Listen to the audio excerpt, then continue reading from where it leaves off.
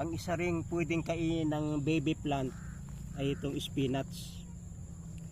Ginawa na natin ng maramihan sapagkat ito ay pagka ganyan lamang kaliit, gaganda yan kahit maramihan. Yan. Mga 2 weeks ganyan na yung kataas at naabutan na yung dahon. Ang sarap ng kainin dahil murang mura.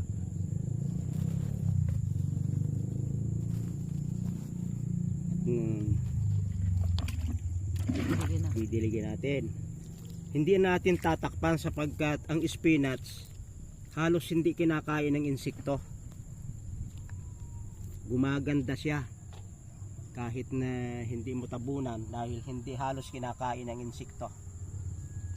Galaw ka kung yan ay tapos dapat meron kang bagong kasunod dahil pag yan ay mataas sa ganyan pwede mo nang kuhain at tamang-tama yung ilalagay mo dito ay siya mong ipapalit. Ito yung medyo malaki-laki na mga 1 week pa pwede nang gulayan yan. Hindi ito tanim. Ito ay tumubo lamang mga sabog na ugat ng mga natuyong spinach dyan. Yan ay mga kwan lang. Mga buto na hindi itinanim. At yan ay ginagamasan ko para kakainin natin baby plant pa lang. Tanim ng mga baby plant, magtanim ng spinach.